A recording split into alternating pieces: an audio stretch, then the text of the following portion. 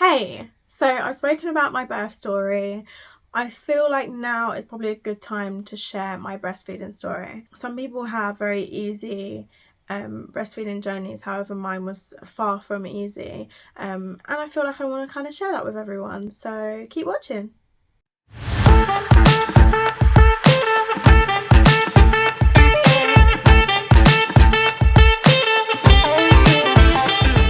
So I feel like it's probably breast. I feel like it's probably best to start from the beginning. I'd always planned to breastfeed straight off the get-go. I wanted to breastfeed exclusively, but I was also given some advice from my midwives not to not breastfeed exclusively, but they also gave me or brought me into the know of combination feeding. After I thought about it, I thought, you know what, maybe that's probably the best idea for me. So that's what my plan was, combination feed. So I was going to formula feed and breastfeed at the same time. Just because obviously having twins, it will be, I thought it would be hard to kind of exclusively breastfeed two babies. But now I look back, I wish I'd exclusively breastfed. So yeah, so they were born and I was producing a ton of colostrum. I think it was the third day. I woke up and my boobs were humongous and rock solid, and I had leaked all over the bed because I'd slept. I'd leaked all over the bed, like my top was wet, and I thought, oh my god, and I pumped and pumped and pumped and pumped, and I fed and I pumped and I pumped and I pumped, and I had so much milk and I was producing so much milk. It was insane. Like even the midwives were like, oh my god, you're the mum who's got all that milk in the fridge, kind of thing. And I felt really proud of myself. I was like, wow, my body is amazing. And I was really happy, and I was breastfeeding. The first feed they ever had, I was tandem feeding them. That was amazing, an amazing feeling. And even then the midwives were like, wow, you're amazing, you're feeding them both at the same time, you have so much milk, or colostrum at that point. So I was like, yeah, this is great, like this is gonna work out fine. So yeah, so I was producing, I've got my notes here because this is all just, I'm like working my way back in my head, so sometimes I need to look at notes just to kind of memorize things. I think it was like day 4 of them being born, or 3.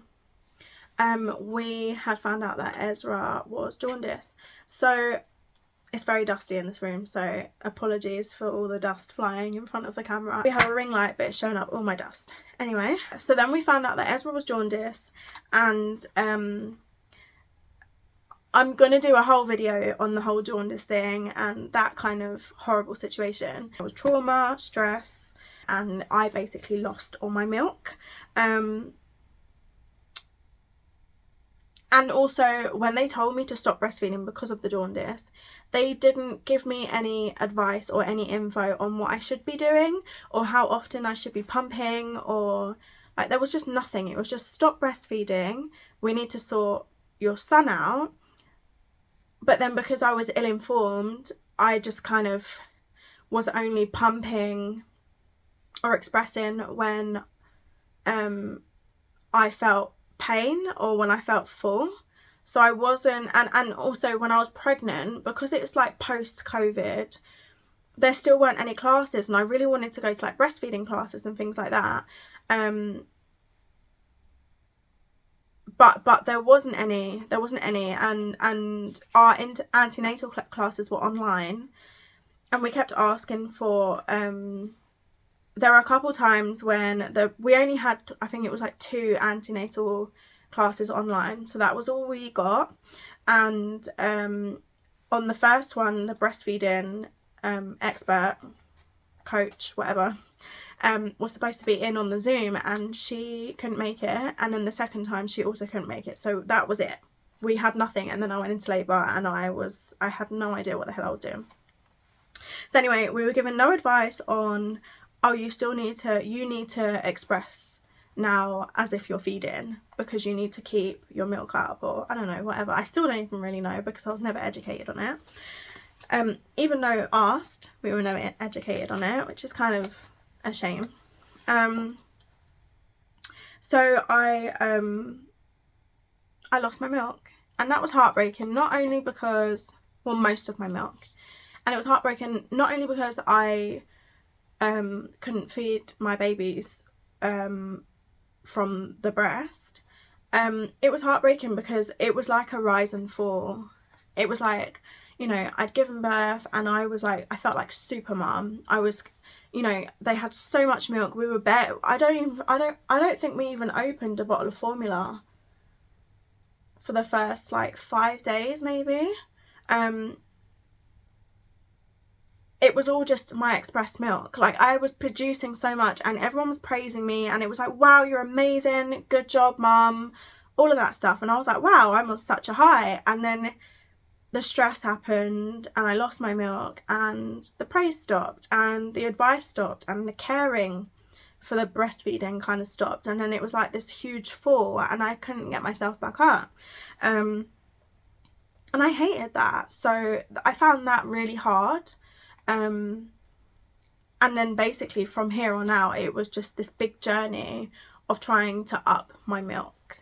To get my milk back, what did I do? What didn't I do?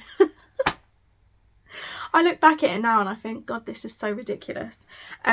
So I did do some things that I look back now, and after speaking to, so a friend of mine from uni is actually now like a infant feeding coach. I'll link her down below. She's I mean, her Instagram is full of information, and I wish, because I wish that she had started that when I was trying to breastfeed, or when I was pregnant, so that I could have got all my knowledge from her and then used it. But unfortunately, I was already past my good stage when she had like qualified, so I didn't get to use her. But I think you should, because the information's amazing. So I spoke to her, and I did ask her, I said, how can I get my breast milk back? And she gave me a lot of advice. She said skin to, I can't remember now, I'm literally going off my head. I think she said skin to skin, hand expressing, eating lots of calories, lots and lots of calories, which I did, and I enjoyed that. Drinking lots of water, lots and lots of water, which I found really hard. I can't remember what else. There's a lot of information on her page anyway, but I took her advice and then some. So I also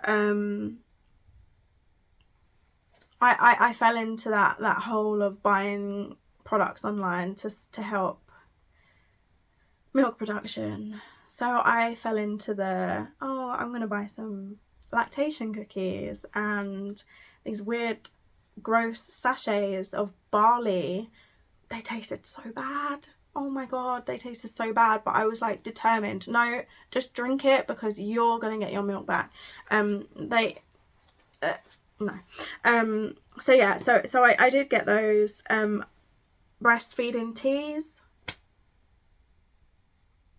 I mean, I literally spent so much money trying to get my milk back. I also bought one thing for twin mums. Twin mums who are breastfeeding. The best thing that I bought that really helped me out, my breastfeeding journey wasn't good, but when I was breastfeeding, this was brilliant. It's a breastfeeding pillow. It's too big to even have on camera. It's huge. But I'll post a picture of it here somewhere. It's amazing. You need to get one. But it's for twins. I mean, I think you can use it probably for a single. I can't see why not, but it is specifically for twins so that you can have both of them in tandem feed. And I loved mine. It really, really helped me out. So anyway, so I bought that. That was a lot of money. I also bought another pump. So I have some examples here. So I did have this one to start with, and I asked the hospital if it was a good one. Well, they asked to see them, actually. Just so you know that when they're sending us home, we're using like adequate stuff. So I've got this one. This is the MAM. I mean, you can't really see anything on there. There you go. This is the Man pump. It's a double pump, but I've only got one thing here to show you. And it screws onto their things. This goes on top. Oops. Like that. And this pump is excellent. Like, it was really, really good. So that's the one that I had. I bought that before I'd even given birth. Because a friend of mine told me it was good. So I was like, sure, I'll buy that. But another thing, when you're a mum, and especially a mum of 2 or twins, you, like, this is quite big, right? This doesn't fit in your pocket anywhere. Although it's wireless, you don't have to be plugged in, you just charge it up. It's really hard to just carry around, or if you're going somewhere or whatever. So I was like, I can't be stuck just sitting down for 20 minutes while I pump. Like, I can't do this. So I then went and got, where is it? I got 2 of these. Mum Cozy breast pumps, and they literally sit in your bra. I highly recommend this. It was very strong. I managed to get, like, even though my milk was dying away, I don't know how else to say it, this was really helpful when I needed to, like, really pump. I could literally just wear it, and then you, like, pour it out through that hole. It's just very simple, but it was really effective for me. Although I for me it was too late. After I'd done all of this, it was too late. But I do recommend them. So yeah, I bought those. Again, expensive. I bought 2 of them as well. What else did I do? And I pumped loads because I was feeding and I was also pumping. But what I've also learned after this whole, after I stopped breastfeeding, I've also learned that what you pump isn't what they're getting. And I wish I'd known that, because I was pumping, and it got so bad towards the end, after I'd given up, before I'd given up, I was pumping like that much. And in my head, I was like, well, that's what they're getting. That's why it's not working. They're not being fed. So I eventually gave it up. But that's all the things that I tried to do to get it back. And I did, to be fair, with the pumping, and I started eating lots of calories, and I started drinking loads. With all of that, and also breastfeeding, I managed to get my breast milk up, but it wasn't enough, unfortunately. So I could kind of tell, because obviously I wasn't producing much milk. The twins were on formula more than they were breast milk, which is not what I wanted. So there were some signs that kind of showed me that I need to really give it up. And that was one, that Ezra was clamping. His gums would clamp hard, and it would hurt so much. He didn't have teeth yet. But he would clamp so hard, and I'd have to like pull him off me, and it was just an instinct. I didn't mean to do it, but I would like quickly jolt and pull him off me because it would hurt so much. So that was one thing. And I read that when they start doing that, it's because they're trying to get milk out, which made me think, okay, maybe there's no milk in there. And then also I would like tandem feed, because it was the easiest, because they wanted to be fed at the same time. So I would tandem feed, which is when I've got one here and one here, and I'm breastfeeding. And I would latch Ezra, and he would be feeding, and then I'd latch Harla, and she'd start feeding, and then she'd like come off, or she'd start wiggling, or she'd start crying. And then where I'm trying to get her back on, Ezra would fall off, or he would get like kind of annoyed because I'm wiggling, and then he would come off, and then it was just like a back and forth with them both, or I would be feeding, and then one of them would decide, nope, I'm done, I don't want to feed, I don't want to breastfeed anymore, but I know that they're still hungry because they're screaming, like crying. So it's like, well, I now have to get up to go into the kitchen, get them a bottle, get them formula, sit them down. That was a really annoying piece of dust. Sit them down, and then at that point the other baby doesn't want to relatch, so I have to get that one a bottle, and it became very difficult to try and manage the two. So eventually when that would happen, I would, instead of trying to just breastfeed the one, I would be like, do you know what, forget this, like, it's not working, I'm just gonna bottle feed them. Their latching also got quite bad. I was struggling to get them to latch properly, and again, it's because, bear in mind, I gave up when they were 7 months, so it was about, I'm gonna say, 6 months of just trying to get my milk back, and I tried so hard, and it just didn't work out for me, and I found it really hard to give up. I cried and cried and cried and cried for days because I just wanted to breastfeed them, and I loved that bond that we had. I loved the noises that they made and the little things that they do with their hands. They would like squeeze me, and I just loved it, and I just felt really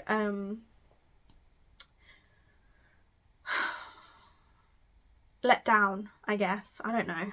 So then when I made the choice to give up, I mean, it didn't come lightly. As I said previously, it really, really hurt my heart to have to give up and to have to fully like formula feed.